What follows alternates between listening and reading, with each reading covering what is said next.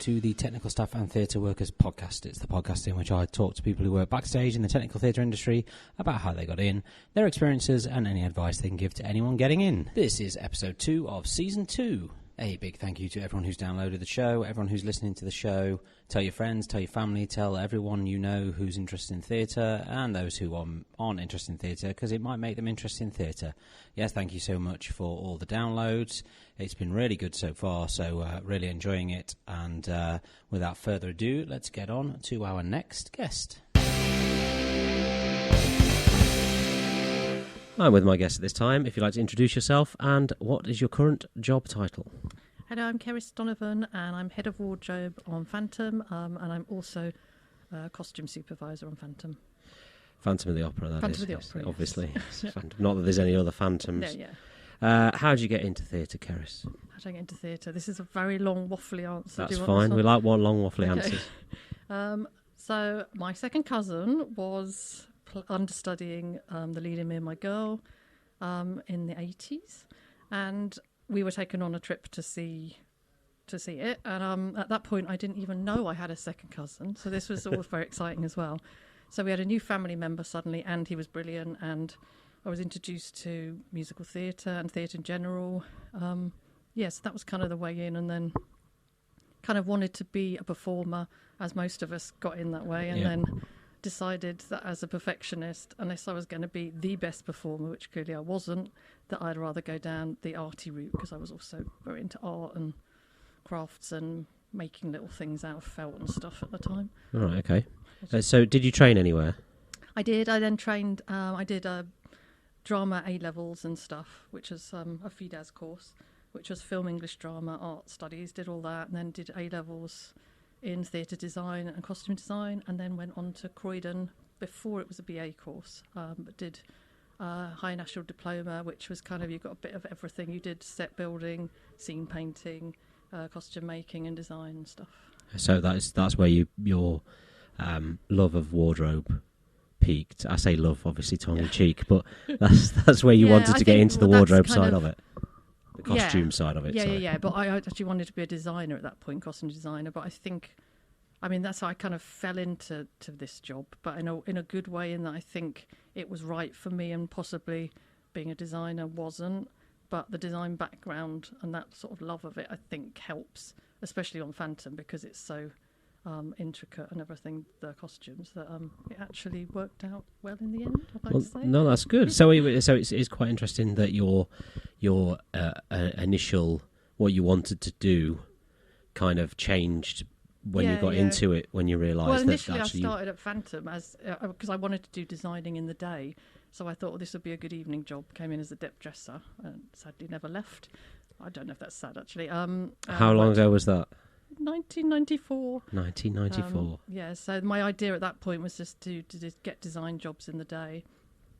I just worked my way up and realised that this is actually, I think, a show, as most of us have who work in show business, and in a show atmosphere of, it's actually more me, I think, than doing a design board and that kind of thing.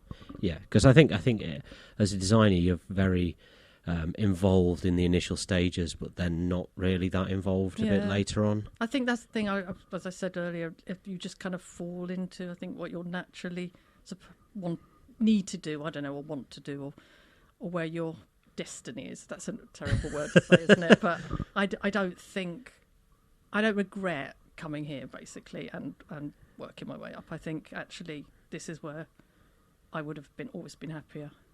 Good. So this was your first job? It was my first job. Although you've done it wasn't really. I mean, I did low budget things because when I started dressing here, I was doing designing and doing low budget things, really low budget things. Weirdly, with an ex-Christine from Phantom at the time, before I'd even come here, which is very strange. Wow. Again, destiny. Yeah, absolutely.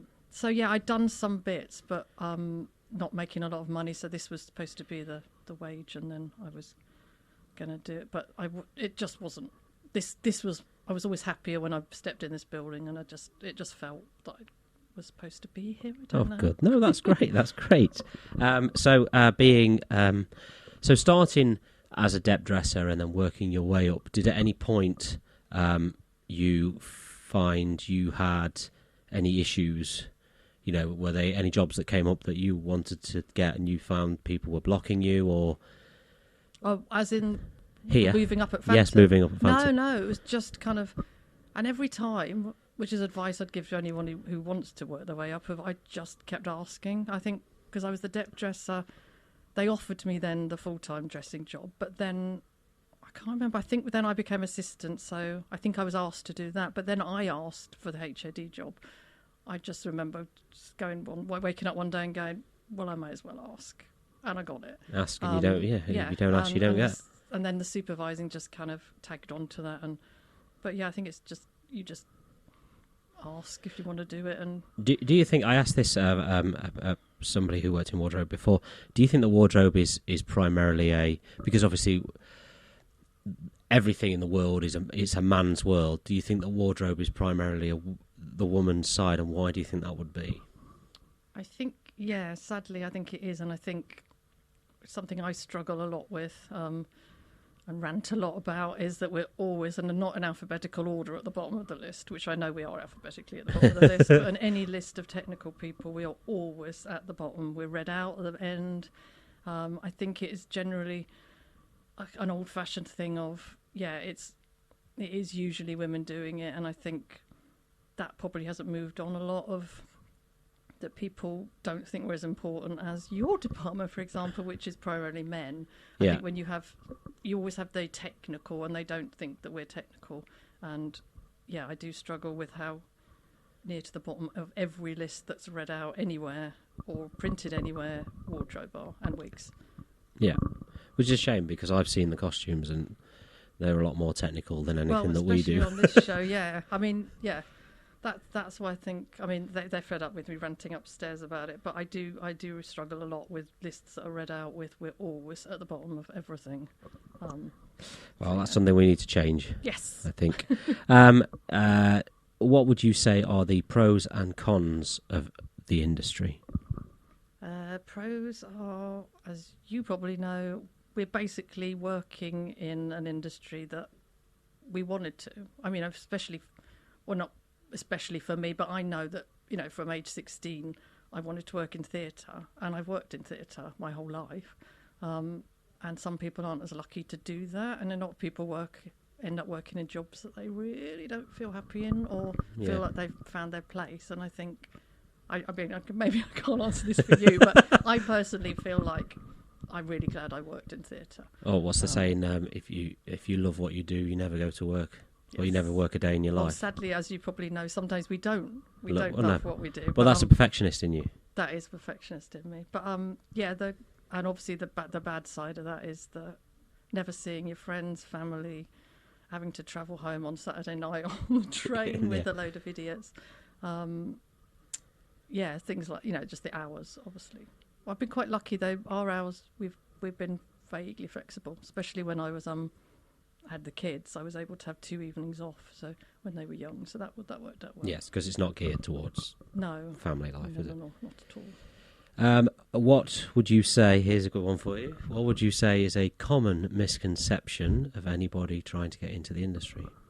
Well, it's the age-old one of glamorous, especially comments I see online of, oh my God, I love your job, and I think it's like all we do all day is just sew braid on and make beautiful things, and they don't know the downside of it. Well, I'm especially at Phantom, where everything's made of silk and falls apart the minute you brush past it.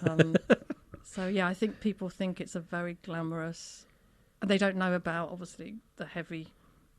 And there's a lot of, what's the word? Parts of theatre, lots of lighting, sound, everyone. There's loads of heavy things to be carried. Yes. Although generally I've found that they get people to carry them. Like we don't generally find that the guy on the sound desk is having to carry in all the sound equipment, but wardrobe seem to have always inherited that we have to carry everything around. Carry your own things. And also you always seem to either be right at the very bottom or right at the very top of the building. We are carrying a load of heavy things that nobody thinks that we should have help with. That's not a fun part of the wardrobe thing. I think we're kind of left to our own devices, and they think we're just carrying around light things, sewing on buttons all day. Yeah. So that's actually a big con of, I still think that a lot of people in the industry think that wardrobe is a really easy, light job. And if they've ever seen Phantom or worked as a dresser here, they'd know it's not. No. So the misconception then is that it's glamorous, because it really isn't. But then I went off on a rant. That's fine. You go off on the rant. It's quite a heavy show. Phantom especially is quite heavy. That's okay. You can go off on as many rants as you like. What advice would you give to anybody who's trying to get into the industry? I think kind of do what I did and just take a job, however much it's not really what you want to end up doing, possibly. Because before actually dressing here, I was working in front of house. I was doing stage door, another theatre. Once you get a foot in the door, I think you should just work in that environment. Get a foot in the door, you meet people, you make contacts. Even if you don't go to the pub, you'll still make contacts by just being in that theatre environment. And then, I think turn up, work hard, and then if you do ask to be promoted, you will get it, because people appreciate that you've actually turned up and not phoned in sick every day, and you've actually worked. Good. And that's everything. Thank you very much for joining me. Thank you very much. Thank you. Big thank you to Ceris for that. Really enjoyed that. Interesting to hear somebody's viewpoint on the industry who's been on a show for a long time, as opposed to flitting around from a show to show quite frequently. So that's really good. Thank you so much for listening to this. Thank you so much for downloading it. It's been really great. Really loving it so far, and long may it continue. Thank you to all the guests that have been on, and I shall see you all next week.